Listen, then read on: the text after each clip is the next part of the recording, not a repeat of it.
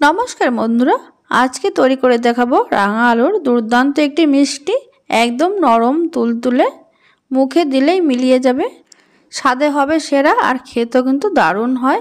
কাউকে বলে না দিলে সে বুঝতেই পারবে না এটা রাঙা আলুদের তৈরি। হাতের কাছে থাকা কয়েকটি উপকরণ দিয়ে খুব সহজেই ঝটপট বানিয়ে নিতে পারবেন। তার জন্য দেখুন এখানে আমি 400 গ্রাম রাঙা আলু প্রেসার কুকারে 2টো সিটিতে সিদ্ধ করে নিয়েছি। তারপরে এটা পুরোপুরি ঠান্ডা হওয়ার পর একটা গ্রেটারের সাহায্যে গ্রেট করে নেব, যাতে করে এর মধ্যে কোনো দানা দানা না থাকে। তবে খেয়াল রাখবেন আলুটা যেন পুরোপুরি সিদ্ধ হয়ে গলে না যায়, সেটা খেয়াল রাখবেন, তাহলে কিন্তু একদম নরম হয়ে যাবে। দেখুন আলুগুলো গ্রেট করা হয়ে গেছে। এবার এটা বাইন্ডিংয়ের জন্য দিয়ে দিচ্ছি আমি 2 চামচ সুজি, দিয়ে দিচ্ছি 1 চামচ ময়দা। এবার স্বাদটাকে বাড়ানোর জন্য দিয়ে দেব আমি এখানে 2 চামচ মতো গুঁড়ো দুধ। এতে করে এই রাঙালুর যে মিষ্টিটা সেটা খেতে কিন্তু দারুণ হয়। আর দিয়ে দিলাম 1 চিমটি নুন, দিয়ে দিচ্ছি ফ্লেভারের জন্য একটু এলাচ গুঁড়ো। এবার দিয়ে দেব ময়ামের জন্য 1/2 চামচ ঘি। এতে করে স্মুথ একটা ডো তৈরি হবে। এবার হাত দিয়ে সমস্ত উপকরণ কিন্তু খুব ভালো করে মেখে নিতে হবে।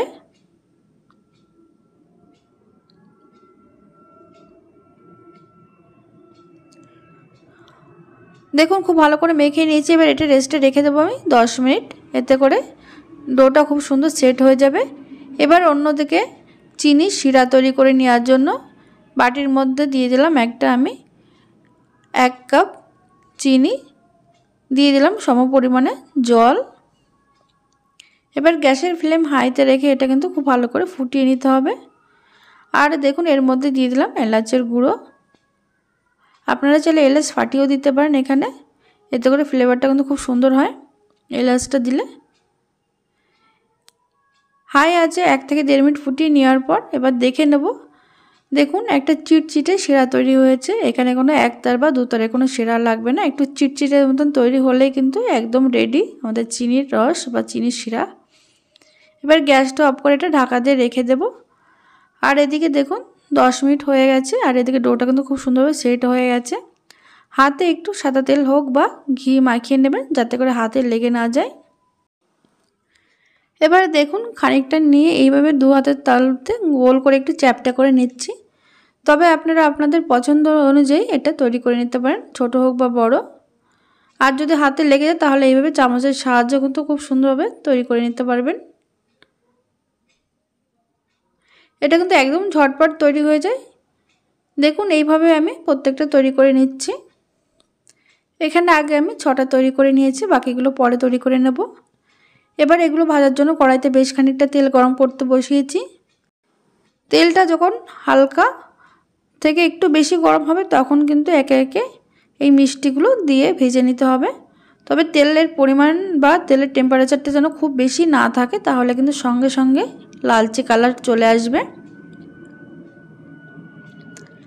আর মিষ্টিগুলো কিন্তু একসঙ্গে বেশি দিয়ে ভাজবেন না, তাহলে কিন্তু এটা উল্টাতে বা নাড়াচাড়া করতে অসুবিধা হবে আর ভেঙে যাওয়ার সম্ভাবনা থাকবে।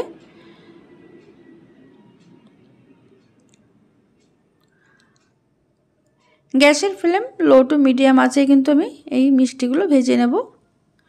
দেখুন হালকা কালার চলে এসছে, এবার এগুলোকে উল্টে দিচ্ছি।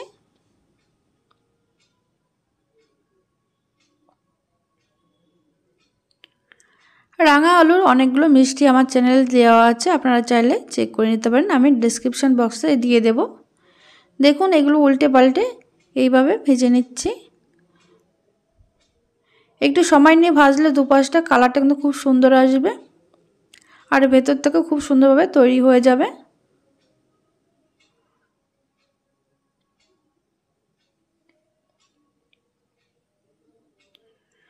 দেখুন এইভাবে ঘুরিয়ে ঘুরিয়ে কিন্তু চারিদিকটা ঠিক এরকম কালার আসা পর্যন্ত ভেজে নিয়েছি আমি।